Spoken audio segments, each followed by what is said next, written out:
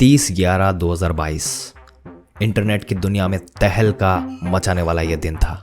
Open AI, जिसका नाम आपने सुना है, इस कंपनी ने एक बहुत ही ताकतवर, एक बहुत ही पावरफुल आर्टिफिशियल इंटेलिजेंस को लॉन्च किया। ये एक ऐसा साधन था जो आपको किसी भी चीज के बारे में शब्दों में बयां कर सकता था। लॉन्च होते ही इसने इंटरनेट पर भूचाल ला दिया। गूगल, माइक्रोसॉफ्ट, फेसबुक जैसे बड़े बड़े प्लेटफॉर्म्स घबरा गए, डर गए। दोस्तों, मैं बात कर रहा हूँ चैट जीपीटी की, जो कि एक चैट बोर्ड है। आर्टिकल राइटर होने के साथ साथ कोड राइट भी कर देता है। ये कुछ भी लिख के आपको दे देता है। आप इसे जो भी पूछते हैं, ये अपनी नॉलेज से सुलझा हुआ आंसर आपको बना के दे देता है। इसके अलावा मिड जर्नी जैसे टूल्स भी है जो अपने आर्टिफिशियल इंटेलिजेंस से हर तरह की इमेज बना सकते हैं। आप सोच भी नहीं सकते, कल्पना भी नहीं कर सकते, पर ये टूल्स एक्सपर्ट के बराबर काम कर सकते हैं, जिसमें कई लोगों की जॉब जो है वो जा चुकी है। और बहुत से फ्रीलांसर्स और क्रिएटिव डिजाइनर्स लोग इससे लेकर काफ़ी चिंतित है। पर आखिर ये टूल्स काम कैसे करते हैं और कैसे इंसान की तरह सोच कर लिखने और ड्राइंग करने में माहिर होते हैं, आइए जानते हैं इस वीडियो के माध्यम से। दोस्तों, ऐसी जानकारी पाते रहने के लिए हमारे चैनल को सब्सक्राइब करके बेल आइकन जरूर से दबा दें। आइए आपको ले चलते हैं आर्टिफिशियल इंटेलिजेंस की दुनिया में। दोस्तों, अभी हम जिस समय में जी रहे हैं, इसे एआई रेवोल्यूशन की एज कहा जा सकता है। पिछले कुछ महीनों से आर्टिफिशियल इंटेलिजेंस आम लोगों के बीच चर्चा का, डिस्कशन का एक बहुत ही कॉमन टॉपिक हो चुका है।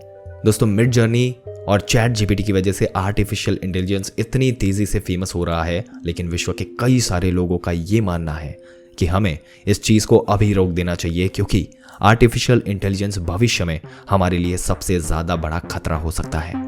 आज हम न सिर्फ आर्टिफिशियल इंटेलिजेंस के बारे में चर्चा करेंगे, बल्कि ये भी बताएंगे कि कैसे आर्टिफिशियल इंटेलिजेंस हम इंसानों पर भविष्य में राज कर सकते हैं। आज का वीडियो बहुत ही इंटरेस्टिंग होने वाला है, अंत तक जरूर से बने रहिएगा। आइए सबसे पहले जानते हैं कि आर्टिफिशियल इंटेलिजेंस होता क्या है। जैसे कि नाम से ही पता चलता है कि एक आर्टिफिशियल क्रिएटेड इंटेलिजेंस है। मात्र एक सॉफ्टवेयर होता है जिसे आप किसी भी हार्डवेयर में लगाकर उसे इंटेलिजेंट बना सकते हैं। आप आर्टिफिशियल इंटेलिजेंट के भी जो रोबोट देखते हैं, वो रोबोट असल में बहुत मामूली होते हैं। उसके अंदर लगा हुआ जो आर्टिफिशियल इंटेलिजेंस है, वही मेन पार्ट होता है, उसका क्रक्स होता है, जो रोबोट्स उसको इतना ज़्यादा इंटरेस्टिंग और स्ट्रॉन्ग बना देता है। एआई को भी अलग अलग तरीकों से काम सौंपा जा सकता है और इसी के दम पर इन्हें दोस्तों 3 कैटेगरी में बांटा गया है। आपको दिखाते हैं वो 3 कैटेगरी कौन सी है। सबसे पहली कैटेगरी है एनआई, यानी कि नैरो इंटेलिजेंस। इसके नाम से ही बहुत क्लियरली पता चलता है कि एक ऐसा आर्टिफिशियल इंटेलिजेंस हो सकता है जिसे स्पेसिफिक काम करने के लिए डिजाइन किया गया है। आपने बहुत सारे दोस्तों मोबाइल गेम्स खेले होंगे जिसमें कंप्यूटर या फिर मोबाइल आपके साथ खेलता है। जैसे कि अगर आप चेस खेल रहे हो तो सामने जो है वो कंप्यूटर चेस खेलता है। वो असल में नैरो आर्टिफिशियल इंटेलिजेंस होता है। अगर आप चेस खेलने वाले आर्टिफिशियल इंटेलिजेंस को कैरम खेलने के लिए बोलेंगे तो वो नहीं कर पाएगा। इस तरह से ये आर्टिफिशियल इंटेलिजेंस हम इंसानों को कोई खतरा नहीं है, क्योंकि ये बहुत ही छोटे सेक्टर में माहिर होते हैं। ये बहुत ज़्यादा इंटेलिजेंट तो हो सकते हैं, लेकिन कभी भी अपनी फील्ड से बाहर निकलकर फंक्शन नहीं कर सकते। इसके बाद आती है जीआई, यानी कि जनरल इंटेलिजेंस। ये कुछ ऐसे एआई सिस्टम्स है जो इंसानों द्वारा किए जाने वाले ऑलमोस्ट हर काम को बिना किसी ह्यूमन इंटरवेंशन के कर सकते हैं। उन्हें आर्टिफिशियल जनरल इंटेलिजेंस कहा जाता है। आपकी जानकारी के लिए बता दें कि आज तक हम इंसानों ने ऐसे कोई भी एआई डिजाइन नहीं किया जो कि इंसानों द्वारा की जाने वाली ऑलमोस्ट सारी एक्टिविटीज को परफॉर्म कर पाए। हालांकि भविष्य में ऐसा होना ये बहुत ज़्यादा चांसेस है, जिस तरीके से हम आगे बढ़ रहे हैं। जिस तरह से chat GPT writing human skill को मास्टर किया, वैसे ही भविष्य में आने वाले आर्टिफिशियल इंटेलिजेंस सिस्टम्स इंसानों के काफ़ी सारे स्किल्स को मास्टर कर पाएंगे।